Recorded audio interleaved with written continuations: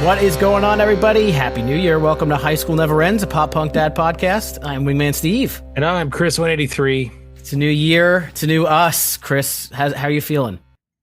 It's the same old us. What are you talking about? We're pretty old. That's why we're doing this new thing, because it's time to be old and celebrate the old. It is. I was going to say it's a new year and it's time for a new month, a new theme potentially. Actually, not potentially. It's time for a new theme. It's happening right now.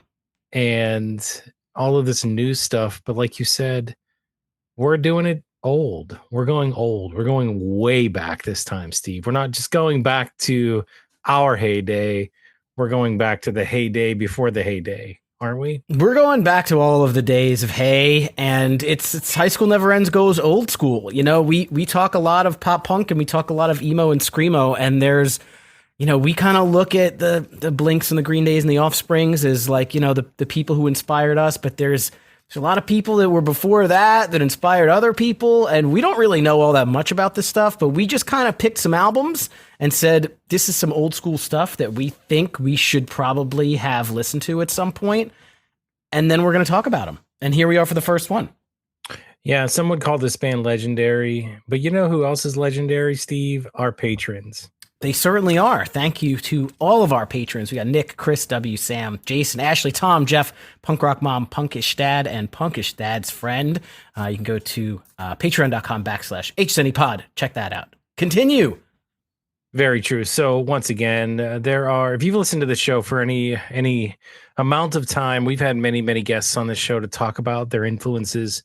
And one of the bands that comes up, I'd say very frequently, especially with band members that maybe are, I don't know, our age, maybe a little bit older, but it's the Descendents that come up all those times. And, you know, like, you know, where I'm at in life, when I was getting into this music, I didn't really listen to punk a ton whenever, you know, prior to the 2000s, when they put the melodic aspect, or even like Green Day in the late 90s, when they started putting, you know, these catchy melodies to punk music and making it something different. I didn't listen to a lot of that before, but a lot of people did. And a lot of people listened to this band specifically, Steve. Yeah, I mean, to me is kind of like, you know, this is like the band's band, right? All the big guys, all their influences, whether it's Blink-182 or like Green Day or the Black Flag type, people just reference the Descendants as those that like kind of started it. They started what may be pop punk. And when we listen to this album, which is called Milo Goes to College, it's their first full-length album. You know, it doesn't sound like the pop punk that we're used to. It doesn't sound like Good Charlotte or anything like that. But I think at the heart of it, it's a combination of speed, melody, and honest lyrics, which is, I think, what people attribute this is kind of maybe starting pop punk. Does that make sense? Somewhat, but I feel like there's no pop at all. Like I think that what it's influencing is the thematic aspect of some of the bands that we love in a lot of different ways. I'll use Blink-182 as an example. Blink-182 like to talk about things that are seen as, you know, juvenile humor-ish, Sure. You know, a lot of stuff about, you know, this and that. But, and I think, you know, when you listen to some of the stuff from the Descendants, they're not as goofy in a lot of ways, but there's some stuff in here that definitely goes in that direction. And you can see where, you know, bands like Blink-182 definitely listen to the Descendants, definitely got some influence from them and how they kind of took their music. But, you know, outside of that, you know, punk music, Steve, if you listen to it, you know, it's not really that melodic in a lot of ways. Like I can't hear it. And hey, for all of you guys out there that are like purists, that's fine. Like, we don't have anything against you, and I don't either. You have to take it. You have to understand, though. This is from my position where I really don't have a ton of nostalgia with music like this. So I could see where maybe if I listened to this earlier, maybe it would sound differently in my ear. Maybe I would listen to it and say, wow, I really get into this. But because it doesn't have that connection for me, I don't as much. Back to the point. I just wanted to throw that out there because I think it was important. But I do think that, beyond just the goofy stuff that they talk about, the way that you described it was true. It's honest in the way it's very angsty, very, very political in certain ways, and it's definitely fast paced. But you know what, Steve? Like that is punk music anyway, right? You listen to any punk band at the time, you're gonna get speed, you're gonna get speak singing. It's more talking than it is singing, but it's loudly shouting over music, and that's a little bit different than what we're used to. Yeah, and honestly, when I think of like kind of that traditional punk, especially in like the early '80s, like punk and hardcore kind of thing, I feel like that stuff leans more like tough and political, whereas this is kind of the start of like that nerdy punk, right? It makes that like I'm talking about my feelings and I'm awkward and I'm insecure and I have crushes on people and stuff like that. I feel like that might not have been as commonplace as it is now, right? That's at every album since I started listening to music. But back then, this punk music was probably, I always think of that movie SLC Punk and like all that stuff that was being played there and the way that those guys kind of operated. And it was very, very hardcore. It was tough and it was political. And I feel like this adds a little bit of lightheartedness to it and kind of creates nerdy punk, if you will. But let me ask you the elephant in the room question about punk music. Like, is it pleasing to your ear? Do you feel, and I think we can be honest here. I think our listeners will understand if we feel a certain way about this. But when you listen to this style, is it something that you sit down and enjoy? Nah, not really. No. I mean, there might be some songs that are considered old school punk songs, that maybe not on this record. I never listened to this record before, so we'll get into that. But we will. But we listen to stuff like it. I mean, you've listened to punk music before. Yeah, so. I've heard a handful of those traditional songs. They're fine, but it's not usually stuff that I go to put on. However, I can draw some comparisons to things like Buddha and Cheshire Cat from Blink-182 in that like an album like this may have been like what Blink-182 is kind of like that for me. That like again that early one, the Cheshire Cat one. So I can see where the overlap is. But no, I'm not a huge fan of the traditional like punk. Yeah, and I know a lot of people that were back in high school, and I really didn't connect. Like I know I don't think even like a band like The Offspring, did they really delve into, I guess maybe early Offspring did, but ultimately again, I didn't go in this direction. I don't, and that's so funny because I'm a fan of bands like that. I can't think of a good example. I want to say Census Fail, but that's maybe a little bit too melodic. But I like the screamo type thing, and that doesn't necessarily mean that there's any kind of melodic voice or lyrics, that are going along with the music in the background. But it still has that hooky sound behind it, where the punk music doesn't. Punk music just is the guy shouting to a rhythm that has guitars and fast drums behind it. And the only thing I'll kind of leave this at is I get why, like for some reason, I understand why this music would be popular, and I understand why people would like this. I can see myself back then getting into something like this, maybe even more live than it would be like listening to it on my own. Like you can really kind of bob your head to it because it has a really cool beat to it and a really cool tempo. And if you can get into the lyrics and you can kind of exit out of the fact that it's not really super catchy at all. Like there's no catchiness to it. Let's be honest with each other. Some songs, maybe there's one or two, maybe there's one or two, but for the most part, it's not. If you can get rid of that and you can enjoy everything else that's a part of it, then I think you can have fun with this album. I don't know if it's for me, but again, like I said, we'll get into it.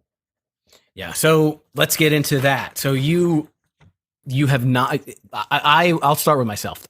I am not, I know that the Descendents are somebody that I probably should have listened to, and they're, responsible for inspiring a lot of the bands that I listen to. But I've never really listened to the Descendents at all. Like I know a couple of their songs, like maybe 2 songs sounded familiar. It might just be because I've heard them covered, but I've never like really delved into them. I know more of like, there's an Atari song that says that there's a mixtape that had the Descendents on it. Like I know more about people talking about the Descendents than I actually do about their music. Yeah, I mean, they were iconic in a lot of ways. Like I said, I am the same. I did not listen to the Descendants. I was always curious based on people talking about them. And just like you, in music, and in interviews, they continue to come up. So, my interest was there, my curiosity was there, but I never really took the plunge and listened to anything they had. And I don't know why. I'm not sure why. I just didn't. And so I'm really glad we got a chance to do this during this episode. And we decided to kind of go back in time here for HSNE Goes Old School, starting with this album, to really kind of think about, why it is people see this as such an iconic album and why people see the Descendants as such an influential band. I'm glad we get a chance to do that here, and hopefully, we can do it justice. I'll tell you what, Steve, though, before I give the mic back over to you, I know there are some diehard people out there that probably have some very strong opinions about this album, and we'd love to hear them. Obviously, we're probably not going to be as passionate about it as you. Maybe we will, who knows? But I don't know if speaking for myself, not sure I'll be there. But after we're done talking about it, I would love to hear other people's perspective on it and kind of maybe trying to understand a little bit better why everybody loves this as much as they do. But yeah, Steve, if you want to get into the album or anything else about the Descendants, I'll hand it back over to you. Yeah, I kind of wanted to just do a little bit of like, I don't know, background research on these guys and just find out a little bit more since I didn't know all that much. So, I mean, the band was formed in 1977 in Manhattan Beach, California. I guess when they started off, they're basically a 4-piece. You got Milo on vocals, Frank on guitar, Tony on bass, and Bill Stevenson on drums. Over the years, they put out 8 full-length records and about 5 EPs. So they made music everywhere from, they formed in 1977. First thing they ever put out was an EP in 1980. And then the most recent thing they put out was an album in 2021. But if you take a look at when all these albums came out, I mean, there are huge gaps. There are huge gaps in here. And that's because Milo went to college. Milo Ackerman, who is the vocalist here, he is a legitimate scientist. He went to college. He got a PhD in molecular biology, and he's worked as a research scientist for years. So the band has never been his like number one only thing. He goes back to it when he's ready, when he has time, and they all kind of get back together, and they don't really break up, but they disband, they come back together, make new music. And that's another thing, is that they never really got to tour on this record. This is really kind of like a record of the lore. It wasn't a charting record because they didn't tour on it. They put it out, and then he literally went to college. That's a truity. That's a fact. It's interesting. That's interesting. Very interesting. I had no idea, and I had no idea that actually mirrored real life, the name of this album. Wow. That blew my mind, Steve. And, isn't that something when somebody is so brilliant that they can put together such an influential album that influences a wave of music, in the next decade, and then also goes back and becomes a scientist? Yeah. And honestly, doesn't seem like, I'm not going to say that they weren't trying that hard, but they really were just kind of doing their own thing. I mean, they recorded this record in just a couple of days. It was super fast. I read some things that said like Milo is not concerned about his voice sounding, off key or not perfect. Like he's like that's kind of the allure of what they're going for, just being something a little bit different. So yeah, I mean, I'm these guys are very, very interesting. And again, I think there's been a lot of cover songs, including, when we saw Blink this summer, and Blink has been on their tour, a cover from this album they played on every single show. So there was one song that we definitely had heard before. And then I'll go through them when we Actually, I'll go through it right now. My Age has been covered by Thrillionaire. I'm Not a Loser has been covered by Sublime and Strung Out. Suburban Home has been covered by Taking Back Sunday and MXPX.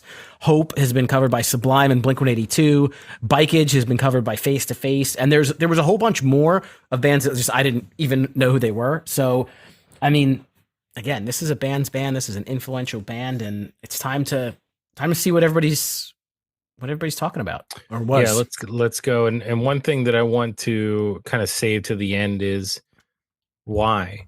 Like, what do we think? What is the reason that this album is so influential? What about it? Like, what's the reason for that? There has to be some kind of reason for it. So let's see if we can get to that after we talk about this album song by song.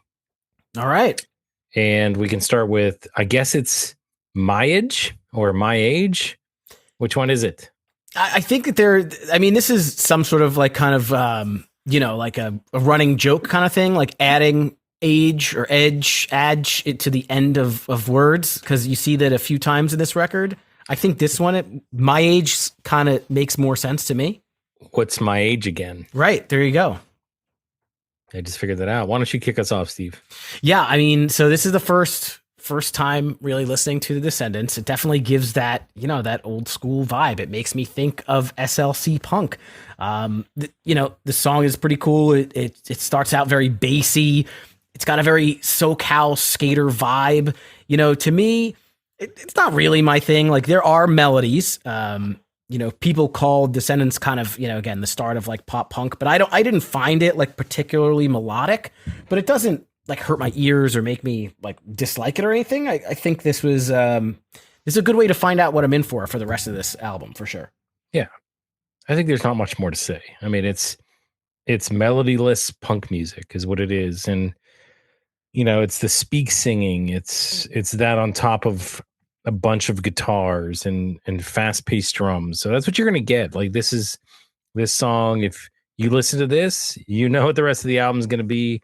If you had no idea what the Descendants were or what this album was supposed to sound like, all you got to do is turn on track 1 and you're going to find out. The appeal here for me is the energy in the song itself. I could see getting really pumped up when this one comes on or the first track. Because that's what punk music's all about. It's about a lot of things, but it's all about, it's also about like the energy that it emits when the singer starts to sing, the guitar starts to go, and you just find yourself immersed in that. So it's all of those things, and that's pretty much all I had to say about this one. We'll also find that a lot of these songs, there's 15 tracks, Steve. But some of them are super short. Yes, but most of them are very short. That's reflective of punk music, isn't it? I mean, that's kind of what, like, growing up, you think about a band like Green Day, and they had a lot of short, like Basket Case was super short. It wasn't 30 seconds, but it was, 2 minutes, maybe less than that, maybe just around there. And at the time, of 90 songs that were out, that seemed like incredibly short, but for a punk song, maybe not. So something to think about as you kind of reflect back on punk music overall. Yeah, the max length is 2 minutes and 40. Is 2 minutes and 40. This entire thing, 15 songs, is 22 minutes long. It's crazy. Yeah, there's a lot of very short songs. So I actually I thought this next one was pretty fun. I don't know, like I Want to Be a Bear. It's obviously it's a funny song. They're trying to be, goofy in this one, where basically the story is that they're talking about a girl or a girlfriend. It's a girl. Usually it could be either way, but this one definitely is about a girlfriend. And he basically just kind of talks about the fact that, man, I don't care about all those dumb things that you do, the jeans and the makeup and the hair. He's like, I don't even know. Like, we're all just human. It doesn't matter. Like, why can't I just be a bear and just hang out in the woods and do what bears do? Like, that'd be so much easier. And obviously, the lyrics go through things a little bit more than that. But I just think it's a clever song. It's funny, and it ends on quite a note. I'll just put it that way. Yes, not a pungent note, but Yeah, the song was a little strange. You know, it's super short. It's 42 seconds long. You didn't like it? Strange? You thought I it was did strange? like it. Okay. You know, it was very bass driven, and yeah, it did. It just seemed kind of like 18-year-olds making silly jokes about men, women, and bears and muffs and marriage and stuff like that. But I thought it was clever. There's not too much more to say, I don't think, about this one. Yeah, it could be you. I want to have food, burgers, not berries. Yeah, I like it. He says, "I got a baited hook. You're calling it your cherry." Obviously these guys are kind of horny. Somewhat, somewhat. So, Steve, are you a loser or not? I'm not a loser, just like they're saying here. Sometimes you don't really want to have to say I'm not a loser, but sometimes when I hear the voice here, do you know that SNL sketch where it's like Horatio Sands and Jimmy Fallon and they're singing and Tracy Morgan and they're singing like, I wish it was Christmas today. I wish it was Christmas today. And they're like breaking and then like the snow is falling. You know that one? Yeah, it's the one where is it Chris Kattan's going like this? Yeah, I think it's Chris or Chris Parnell, one of those guys. But I think it's Horatio Sands. Horatio Sands' voice reminds me a lot of times when Milo is singing. It kind of makes me think of that. I don't know why. Could be. This sometimes when I hear this and I read these, I say, all right, it kind of sounds like a loser saying that he's not a loser. Spending your money on shitty Coke, wasting mommy's gas, and then some crazy homophobic shit that pops up at the end. I think this was meant to be a bit jarring. They think that, what did he say here? My cock is just like my dirty shirt. Well, you can fuck off. I'm working 60 a week. I guess just a commentary on, I don't know, society. Yeah, but some misplaced anger there towards the end. Well, I mean, I think what he's saying is that he does these things and they end up kind of falling flat. So I'm not a loser. I'm really trying. Like, you just bought her a gram of Coke, but you really spent all your money on shitty Coke. So, bro, what are you doing? Like, it's probably like that kind of stuff. Like, now my pants are too low, so I think I'm a slob because I got holes in my shoes. I guess that's more straightforward. But I feel like a lot of these songs, especially them being young, they're probably talking about like one particular person that they know. But then he turns it around. Like when you get to the latter part of the song, then I think he gets the attitude of, yeah, like, screw you. Like, you can't tell me who I am. I'm not a loser. You are. And he's, obviously, you arrogant assholes, your pants are too tight. And they go into some slurs that probably wouldn't necessarily do very well today. But yeah. Yeah, I'm curious how if they were to play this, if they would edit it. I'm not sure. And I have the set list game. We can look into that later. We can, but I think this is a pretty straightforward song. And musically, I don't know if it does anything too much different, Steve. You're not going to hear me go into too much of the music here because I feel like it's all like kind of the same. Yeah, so. It's fast. There are certain songs where the bass is really the key. Some where I feel like for most songs, the bass is really the key. It's the bass, the drums, the guitar is kind of, complementing the vocals sometimes. Again, I think that's just a hook of punk music. That's what they want. They want similar background, but maybe they just get into the lyrics and the rhythm of the vocalist. So the next one, Parents. I mentioned rebellion, and I think this is what this song's all about. Sure. It's super rebellious. It's all about teen angst. It's definitely something that anybody, from the ages of 15, 16 to 18 or so would probably just eat right up. And, they look, I mean, there was, I'm sure, a ton of people that age group, love this music at the time, probably still do grown up now.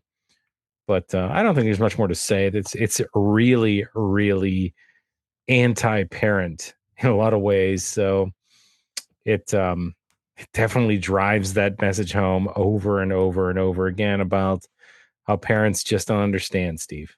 Yeah, when I listen to songs like this, I pretend that I'm still the kid talking about my parents, not that I am a parent that I have to, raise a child. But, I can get into this one a little bit. I think that this one had kind of a bit of a hook between the bass and the guitar. I'm always kind of down for a fuck the parents kind of song. Not that I have a bad relationship with any of my parents, but I just always like that kind of rebellion thing. It's also got, it has at least a repeating theme, which we'll talk about it as this album goes on. There's a lot of these songs don't really have a structure, right? When you kind of think about the structure of any song, verse, chorus, bridge, chorus, whatever it is, a lot of these songs just there are no choruses. It's just kind of a continuous thing that goes in. They made, I don't know if there was a blueprint to writing songs back then, but I like ones that do kind of hold on to the theme and have a little bit of repetition, at least, in the minute and 38, it can kind of get stuck in your head a little bit. So had a lot of repetition. Yeah. So that's right up your alley. Parents. Parents. It kind of hurts my voice just to do that. That one day I'll explode. I'm a boy and not a toy. Yeah. I will kill and I'll destroy. Yeah, I mean, you don't have to do that, right? You can just be happy and be nice. Right? Listen, right. He's a boy and not a toy. But you're right, he could. I would listen to the song Mother by Danzig a lot at this age. And my parents heard that. They're like, "Oh yeah, I get why you're listening to that." I'm like, "No, you don't. Like, I'm not trying to be rebellious. I just like the song. Like, it's not rebellion." They still didn't understand. They didn't understand when it wasn't rebellion, but they thought it was. So when you were rebelling, what were you listening to? I don't think I ever rebelled. Where would I rebel against? I don't know. You're just a good little boy. No, I just went out and just did what I wanted to do when it was time to do that. That's all. I didn't listen to music about it. I just did it. On and on, reckless abandon. That's right. That's why I like that song. Drinking alcohol. You got me figured out. I do. Just like a Tony Age. You got it all figured out. A Tony Age. Is there a Tony in this band, Steve? Yeah, there is. He's the bassist. So I mean, I think this one is pretty, again, self-explanatory, probably just talking about Tony, and they're calling it Tony Age. You beat up Fear's bass player. You were all surfers last year. It must be. Again, it's just kind of like things that this guy probably did. Hey, Bobby Pin had long hair. Did you spit on Darby Crash? He had a fucking mohawk, man, 3 years ago for me. I feel like this is just a song. I'm not sure what to really say about it. It's quite chaotic, and it just seems to be like these guys having fun talking about Tony, their bass player. I really don't think there's anything more that I can read into it. I think it's like somebody said, "Oh man, like you got to hear about this guy, like Tony. Think of all these things that he did. Like he did 3 years ago. 3 years ago, it wasn't cool. You spit on me, but I'm the one." So it's like he spit on me, but I'm really the one that started it, I guess. And I don't know what "Hey, Bobby Pin had long hair" means, but probably a lot of inside stuff or just stuff that maybe just fit into the song. It doesn't matter. We all suck and we don't know shit about punk rock, just like it says in that song. I don't kind of get the last, like, as you get into like this part where he's saying you don't know shit about punk rock. You're a bunch of fucking drug addicts screwing up. Like, I don't understand that. Maybe it's from Tony's perspective. I'm not sure. It could be. But it should be like if I wrote a song and I was like, Chris 183, remember that fucking time in the parking lot where you drank that Seagram's fucking Escapes? Yeah, Chris. And then we saw the Blink-182s, and then this fucking guy stepping shit. Yeah, Chris. That's my song.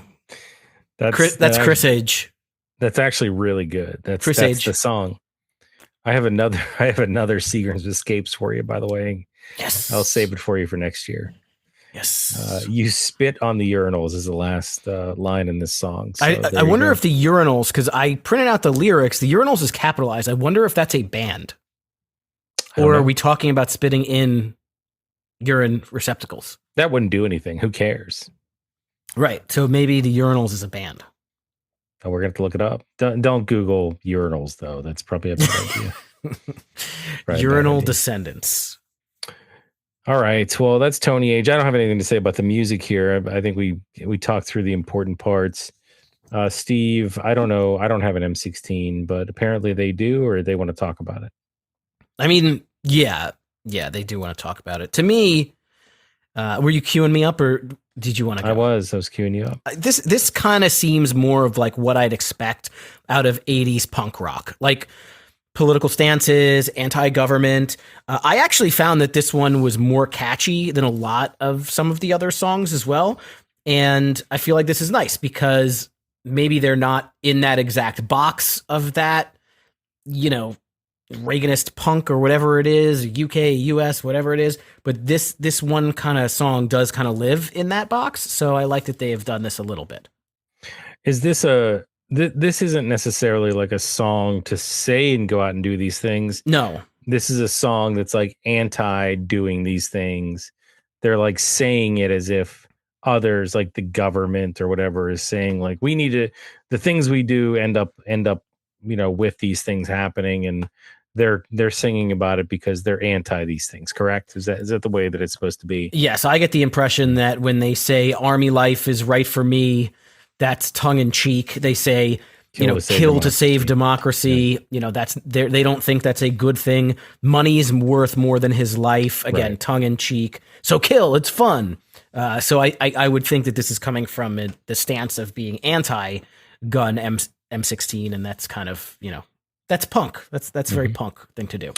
Yeah, it is, and it's you hit it right on the head. It's a super aggressive song. It's very political, and look, if you were anti anything, because this album came out, what was the year again, Steve? It was I didn't even say that. It was September 4th, 1982. This album is older than I am. Holy crap! I didn't realize it was that old. Yeah, I was 3 years old. Wow. Okay. You were 3 years old in 82? Yeah, I was born in 79. Wow. You're so old, dude. I always think that we're like the same age. No way. I'm happy I'm proud that I saw the 70s just for like a couple months. So you remember when this album came out? You were listening to this. No, I don't remember 3 years old, and I was not listening to it, and neither was any of my family. Guaranteed. It's because they're not punks. They're not. My dad listened to like Led Zeppelin.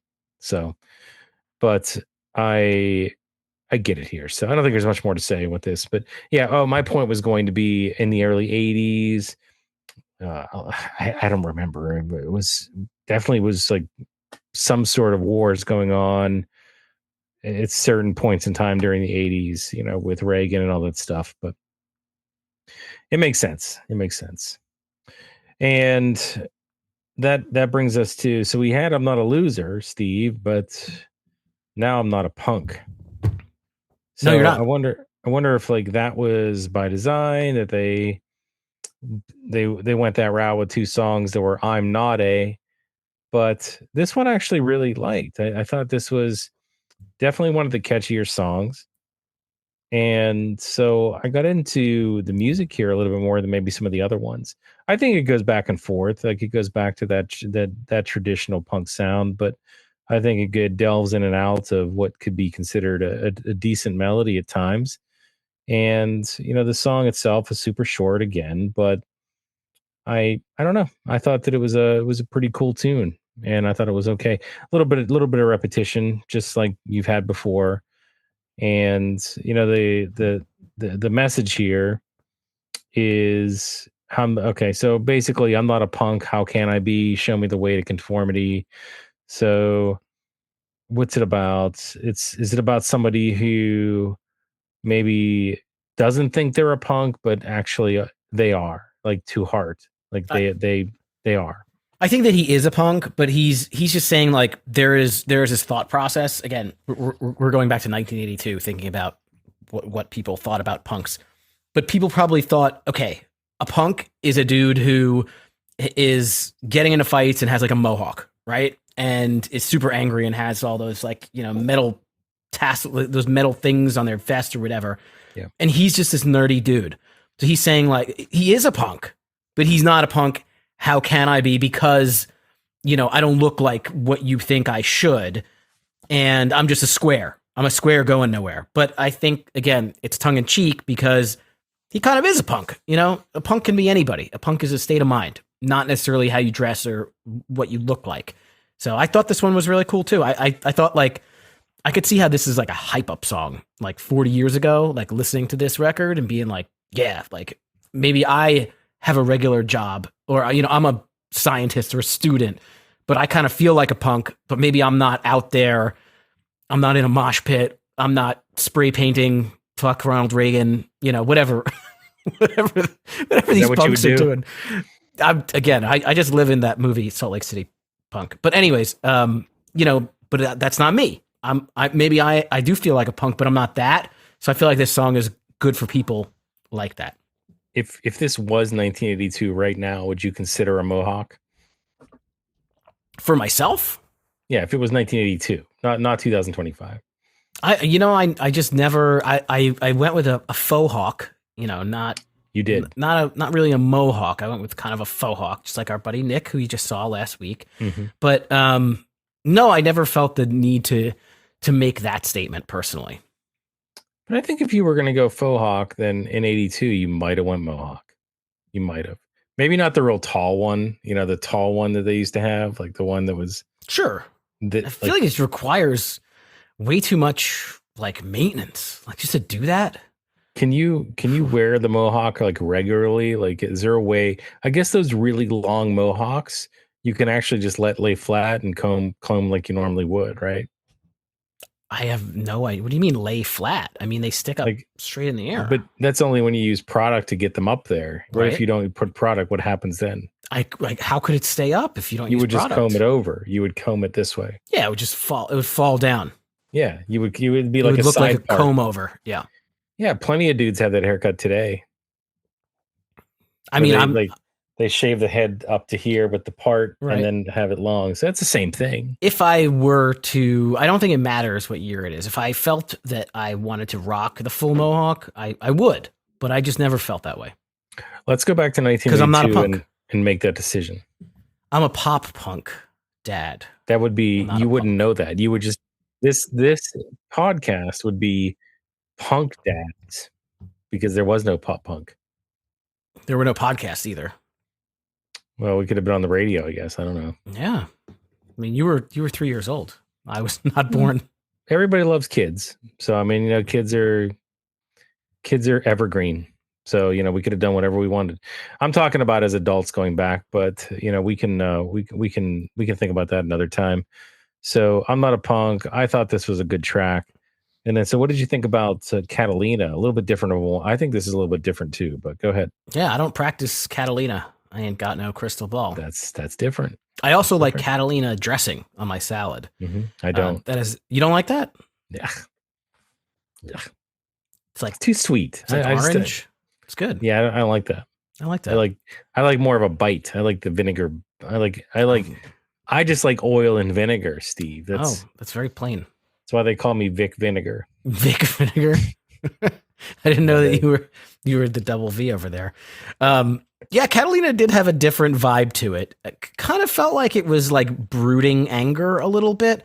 I think I really liked the beginning, and I felt like it did kind of have some song structure, or like it had a little bit, but I think I listened to it and I'm like, a chorus could have done a lot for this one. A chorus, I think, could have tied it all together, because it does just kind of go on and on and on. And I thought this one was enjoyable, but it was a little different. What'd you think?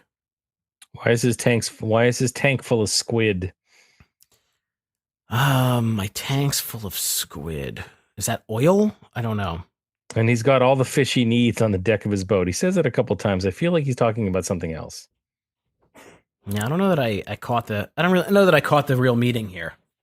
Well, the real meaning, isn't he? Is he talking about a girlfriend that he's moved away from and can't get away from her because it's kind of like what he's talking about? I don't know. Looks like I'm stuck here. Looks like I'm going to steal some gas, fix my motor. Because he talks about, I can tell you what AI says. I'm tired of sitting at my desk. You can't bother me. I'm far away from you. Got to get away. You can't ruin my day. I mean, it seems like that. Think I love you. Shoot it in your arm. You can't hurt me. Maybe he's talking about a drug. I don't know. No, the internet says it's about escaping a frustrating, perhaps toxic relationship in the daily grind to find freedom and solitude on a boat trip to Catalina Island, which is a real place. Where's that at? That's where they have the Catalina wine mixer, man. The fucking Catalina wine Oh, mixer. it is the Catalina wine mixer. Fucking Catalina wine mixer. This is How ahead did of you its not time. know that? This is ahead of its time. That is what we're talking about. That's right. Imagine if at Wow. the Catalina wine mixer, Dale and was it Dale and who was it? They get up and they sing this song. No, instead they had the Billy Joel cover band That's right. that only did 80s Joel. But yeah, I mean, I, I think well, I didn't have many notes on here. I put here this is a longer song, but I do remember semi enjoying this one to the degree that you talked about. 1 minute 47. It is longer. Yeah, I mean, it's not like 40 seconds. So yeah, I mean, I didn't put a star by it, so I don't know. I wish I had more to say about this one. I think that it's unique in a little bit different of a way, but I couldn't put my finger on why. So I'll have to come back to this one. But sorry, I wish I could say more. All right. Suburban Home. I thought this was a really good one. Suburban Home. I think it was again about the music. I got into this one. I got a little jammed out to this one. Just had a better melody to it. There was a lot of repetition, but I kind of thought it was boppy in a little bit, in that way that I just got into the beat, and it was so repetitious that for some reason it hooked me in. So I didn't really think about the lyrics though, so I don't know what it's about, but I thought it was a good tune. Yeah, I think this song has the most widespread appeal. It's got some structure, it's got harmonies, it's kind of got a chorus, it's got a lot of that repetition. And again, it's to me, it's kind of that tongue in cheek thing, saying that I want a suburban home, I want to be just like everybody else, just like mom and dad. And again, it's just kind of tongue in cheek, but I think that it does have more catchiness than most of the songs do have on this record. So I think this one is enjoyable to like, this is probably the most enjoyable to like the average ear, I would say. For sure. All right. Next one is Statue of Liberty. Go which for it. I was just there this past year. This is, I don't know, it's pretty funny concept for a 1982 punk song. Like, why did France give us the Statue of Liberty, right? The Statue of Liberty, and for United We Stand, we all agree it's a mystery, but why'd they give it to us? I thought the song itself was actually pretty catchy. This is definitely a longer Descendents song at 1 minute 59, and it does have kind of like a start and stop, a little bit of a change of tempo into it. I think overall it's pretty decent. I don't know that as a New Yorker, I take a little bit of offense at people poking fun of the Statue of Liberty, but it's okay. That's not that big a deal. Yeah, I mean, do you think he's poking fun? I thought there was another political statement about it. Like he's talking about America. He's talking about the fact that it's the beauty's not like it's supposed to represent liberty, and United We Stand, but that's crazy to him for some reason. And I think it has to do with some sort of political, just that tracks, philosophy or war or some kind of decision that was going on at that time. I don't know what that is, but it's got to be because it's a symbol, and he's saying it doesn't make sense for it to be a symbol. That's all. Mm-hmm. I didn't actually go up to the Statue of Liberty when I went there this summer. We just saw it from afar because we didn't have time. Oh, you didn't take the boat? We were on the Circle Line, but we didn't stop. We didn't take the specific Statue of Liberty cruise to the boat. No, or we didn't take the specific cruise to the island, I should say. Just didn't have the time.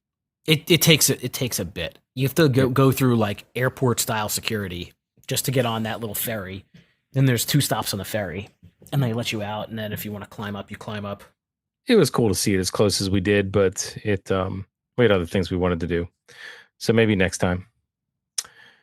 I know that's just so awesome to talk about is my summer vacation to New York, but yeah, the Kabuki girls, that was not a part of my vacation, but he's definitely into them. Isn't that right?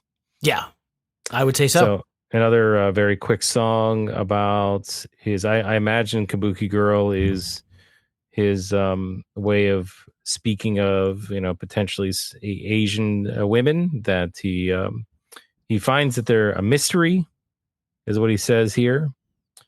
But it seems like he's very fond of them. He has a lot of descriptors of what they potentially look like, black hair. But he's also saying that they probably stabbed them in the back. I don't understand that. Maybe he did get stabbed in the back by a Kabuki girl, and he's talking about that experience. He said, basically, don't say sayonara. I want to see you tomorrow. So he's, again, if there was a stab in the back, he's still forgiving. He's very forgiving. He has a lot of forgiveness for it. But overall, that's probably what the long and short of the song is. So I don't think that. I think this is about a crush. I think Kabuki Girl is like a made up term too. I don't even think it's like a real thing.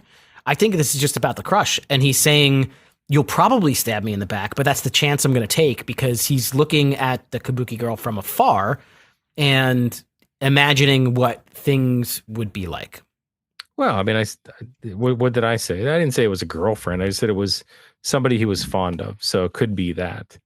Definitely doesn't have to be somebody he was actually with.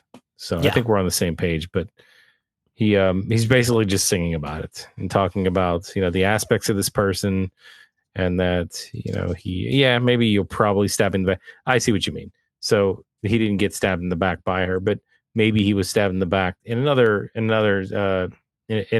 type of relationship, and so his trust levels are low.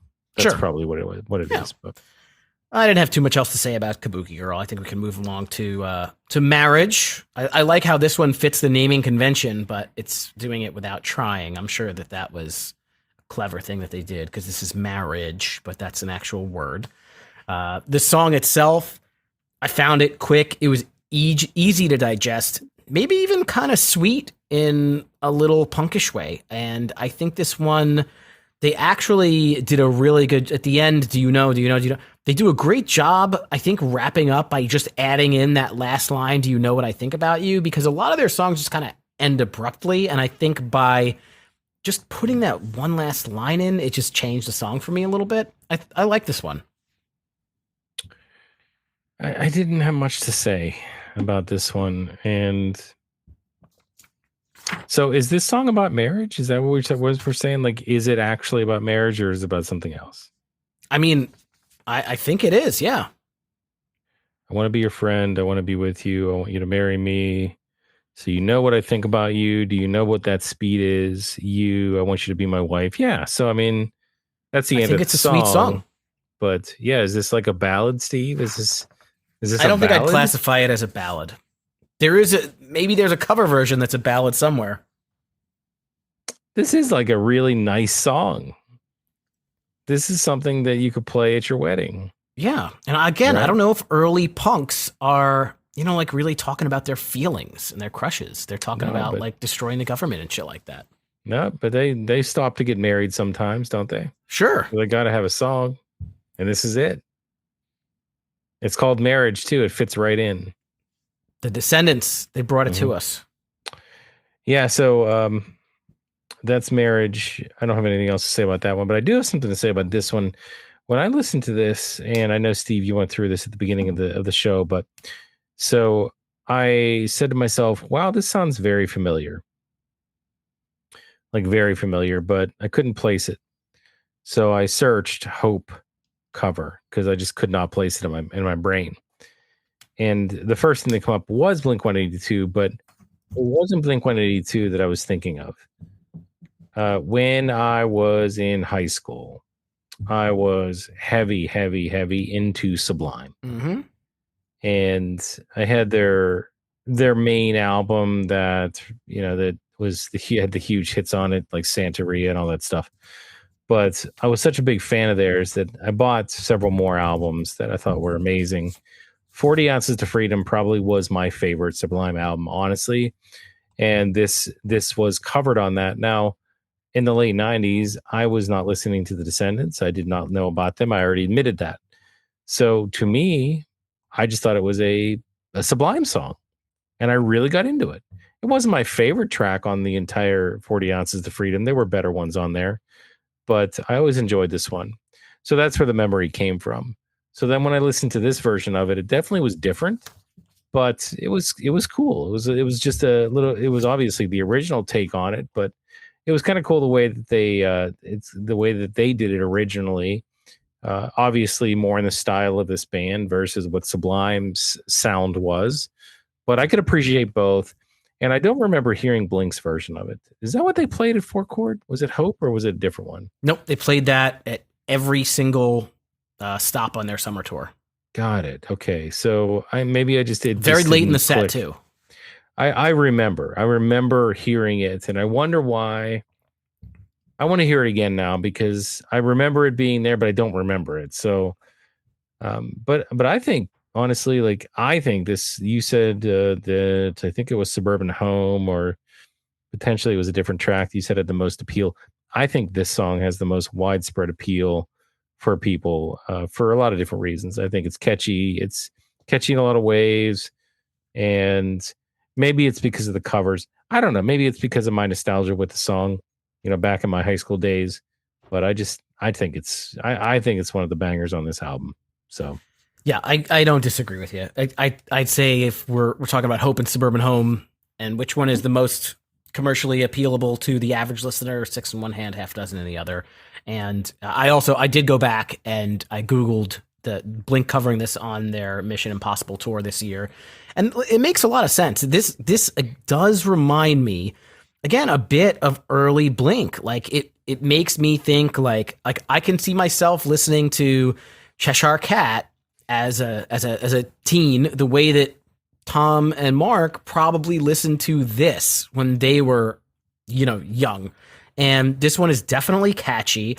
This one does have like the early makings of like pop punk. I feel like you could see how pop punk could sprout from this. It's not that pop punky, but on this album, this one has the most pop to it. So I enjoyed this. And I really do think that if you kind of look at the way this album is laid out, a lot of the songs like halfway through to the end are actually really strong. Maybe even more so than the first half of the record. I guess it depends. I disagree. Yeah, it depends. You don't disagree? I don't disagree. Yeah, I feel like because next song when we get to Bike Age, this is again something that's like very different. They have like intro in this track where they're attempting something like slower. Like it kind of sounds like it could be that like slow down or that ballad. Now it picks up. It doesn't end up being that, but at least they're playing around with different musical elements.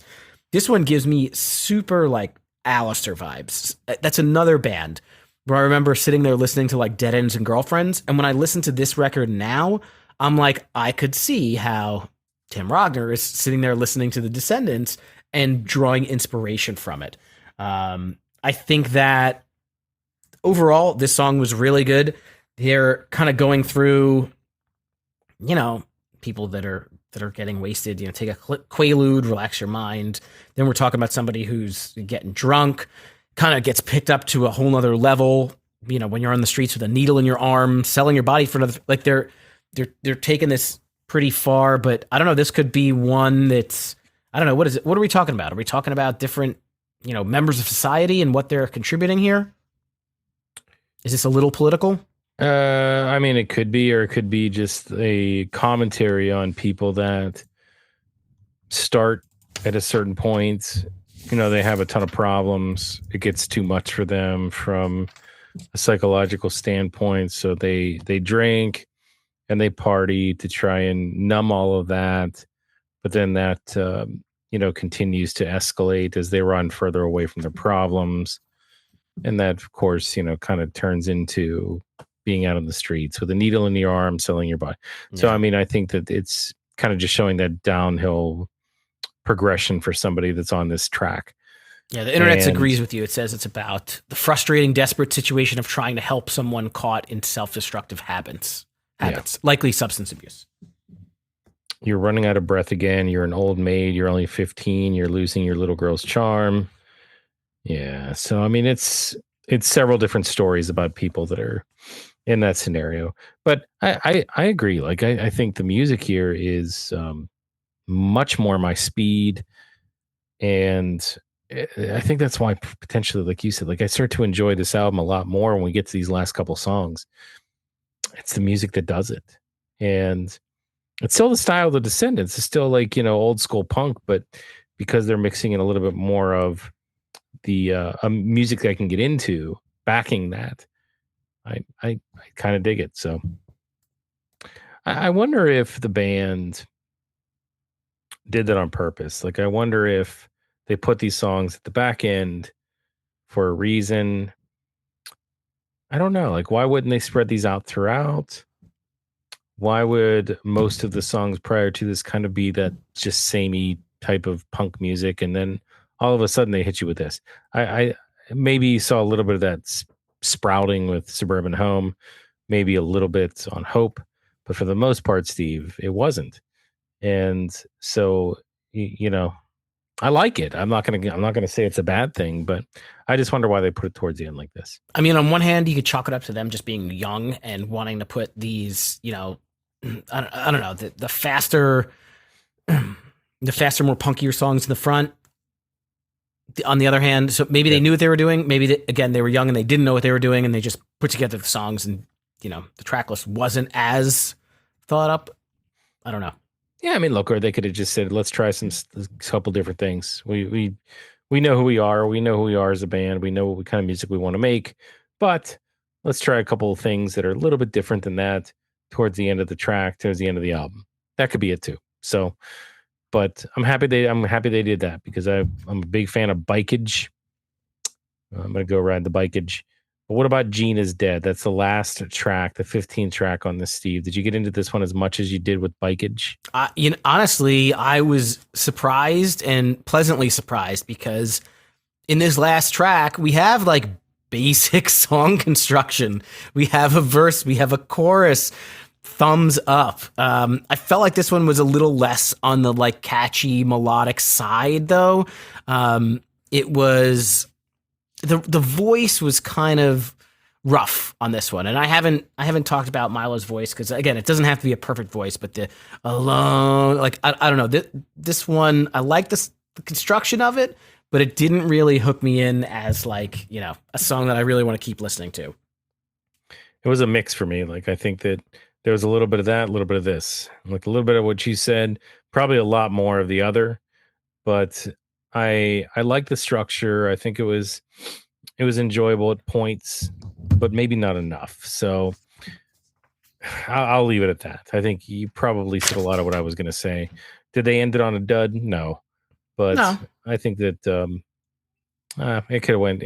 They could have went a little bit even further into what Bikeage was and going more in that direction of the song because it had the framework to do it, but they didn't, and that's okay. It just, again, was probably more not my style than it was my style. All right. Well, that's Milo Goes to College. He went to college. He got a PhD in molecular biology, and here we are without PhDs talking about this record. Many over 40 years later. Yeah. So again, hopefully, you guys listen to this. You took it from the perspective of people that just weren't as connected with this music. But overall, again, like I'm open to a lot of different things. And Steve is too. So would in reflection on this, I think my question in the beginning was, why did this become such an influential album to a lot of bands that eventually became pop punk? And I don't know. I don't know. Like I don't. Was this just a masterfully crafted punk album, Steve? Was there something about it from a lyrical standpoint that just stood above the rest? I don't know if I can answer that. I'm maybe I'm not qualified to do it, but what do you think? I wonder if it's a combination of maybe it's not just this album, but like if you think about, all right, so Blink gets together. Let's just use them as the case study, right? So they form in 1992, right? So they're listening to music, 1990, 1991, 1992. By the end of the 80s, this band, the Descendants, has one, two, three. They have four albums. They have Milo Goes to College, I Don't Want to Grow Up, Enjoy, and All. They have four full albums, and there's a couple of EPs as well. So, I mean, I don't know. I feel like maybe this was just a different type of punk. It was the first iteration of the nerdy punk, the talking about our feelings punk, and not just like a angry political punk. So maybe that's where it inspired these people. But just age wise, it's not what was going to inspire me when I first started listening to music or getting into this stuff. Well, weren't there other bands out there that were similar to this? Like, where would you put the Ramones in conjunction with the Descendants? Like, In my mind, I the want to be Ramones, sedated. It's yeah, that's not political. no. I wonder what the timeline is. Yeah, the Ramones are more like at the 70s, right? I think They got into the Blitzkrieg 80s, didn't Bop they? was the 70s. Um, I don't know. I feel like the Ramones are a predecessor to them, so I feel like they're what is it, the Sex Pistols, the Ramones. These are some of the earlier, like, kind of punk Hmm. bands. Again, very hard. I guess I don't know. It's weird. The Ramones did get some, mainstream notoriety. Did they get it back then, or did they get it way later? I don't even know. We'd have to really look into it. We probably didn't do enough of that, but maybe some of you guys out there know that. Again, for our audience out there listening to this, if you're fans of the Descendants, why then? So we identified, the Descendants overall, why they potentially had a lot of appeal to the bands that we normally talk about on the show. I know that Milo Goes to College gets called out specifically over maybe some other Descendants albums. I would love some additional perspective as to why. So that said, Steve, we cannot end an episode without doing ranking it. Sure. That is our next fun exercise that we're going to go through. So, going to ask you to rank your top three in order 3, 2, 1 off of Milo Goes to College.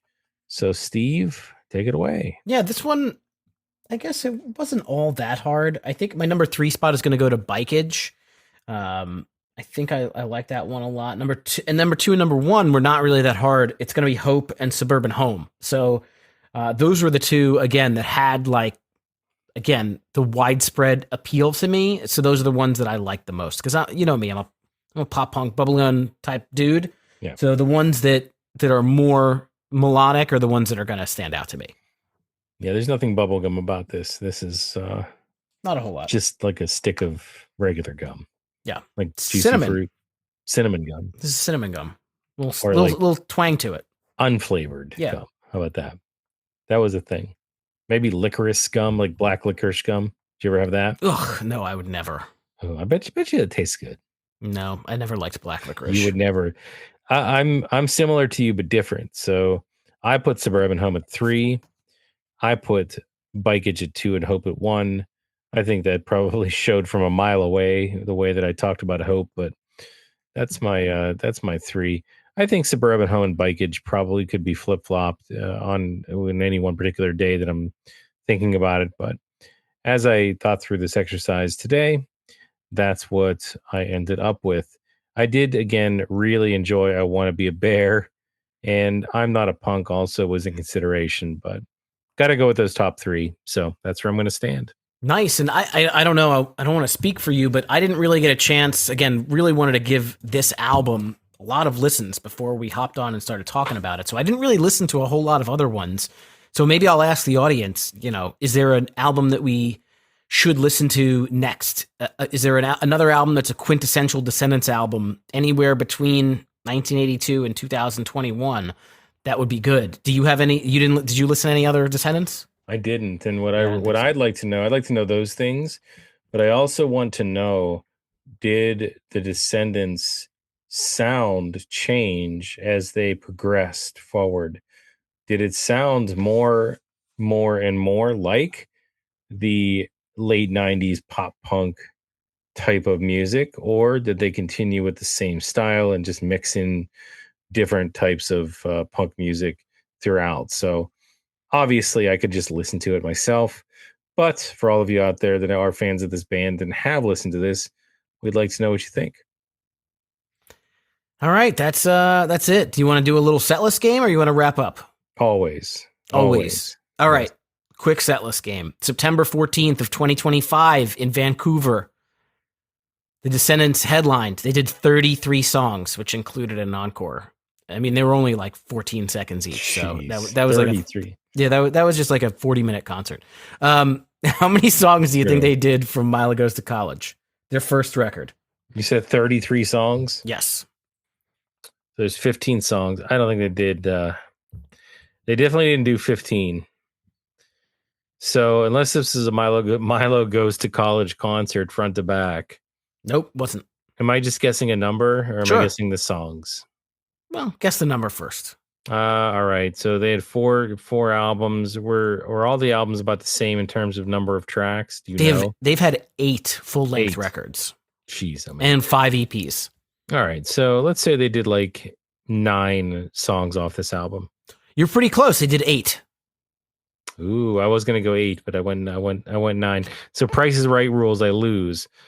I don't think that I could probably get. I mean, okay. Why don't you just guess? If you get to 3 wrong, then we'll end the game. Let's just dive right in. So I'm gonna guess Hope was part of it. Yes. I'm going to guess Suburban Home. Yep. I'm gonna guess Mileage. Yep. That's 3. That's 3 so far. I'm Not a Loser. 4. No, that's your first strike. Okay. Did I already say Bikeage? No, but you can say it now. Bikeage. Correct. So that is 4. So then there's 4 left. I don't know. I'm Not a Punk. Correct. 5. Where it gets tough. Parents. No. 2 strikes. Strike 2.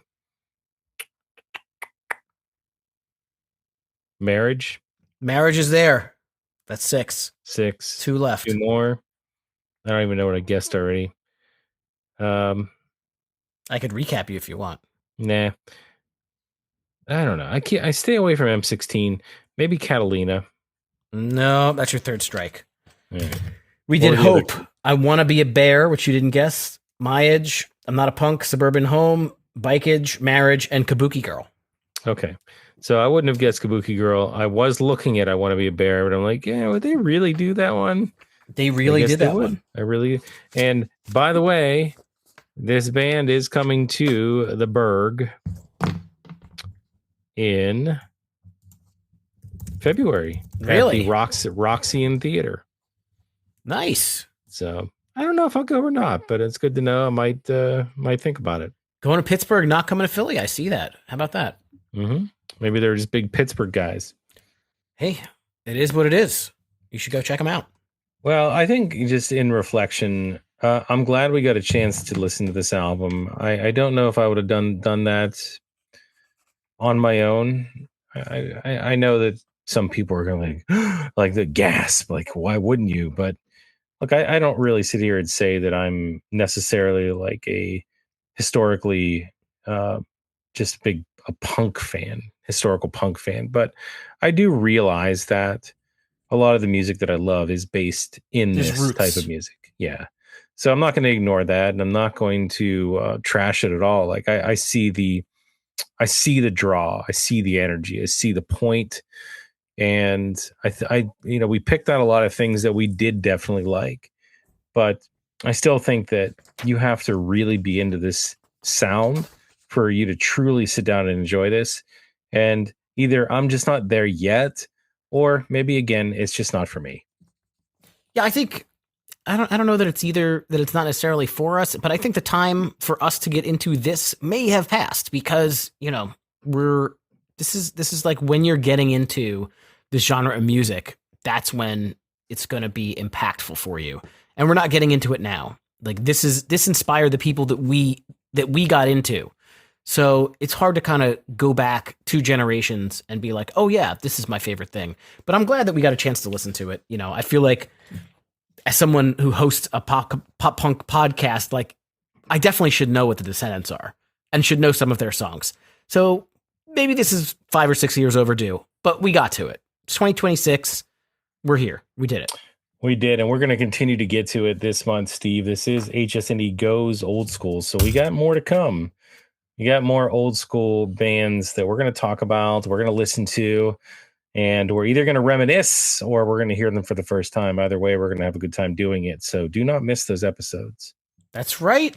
Let's wrap it up. Yeah, let's do that. So, hey, everybody out there, if you enjoyed this show, which we hope you did, check us out on Apple Podcasts if you have that, Spotify if you have that. Either way, give us a review. Apple Podcasts is a great way to do that. You can give us a 5-star review. It skyrockets the show up the charts. I don't know if it does or not, but I would imagine it might help. So definitely do that if you like the show, and also give us a written review. It's been a while since we've had a written review, Steve, on Apple Podcasts. We get some comments on Spotify. You can comment on Spotify too. Okay, well then either or. But we'd love to hear from you. We want to know what you think about the show. If you have things that you'd like to see us do better, that's fine. You can throw it in there. But obviously, we love positive stuff. So if you have positive stuff to say, we'd like to see that too. So check that out for sure. And then do not forget about our shop. We still have that going strong. We have a ton of cool stuff in there. Everything from our logo hats to shirts. Take your pick. It's all available via our hub. That's www.hsnepod.com. That's right. And come support your boys. You can do that on social media. You can do it for free by following us on Instagram at HSNEpod, or by joining our Discord server where we chat about all things pop punk and dads and old school and moms and all that good stuff. You can find that at hsnepod.com. You can also support the show financially and contribute to our Patreon. It's patreon.com/HSNEpod, and we do bonus content every single month, extra episodes, sneak peeks at what's coming up. So check that out, patreon.com/HSNEpod. We're going to be back next week with another High School Never Ends Goes Old School. Until then, keep on rocking your dad bods, throw up your rock hands, and blast the pop punk.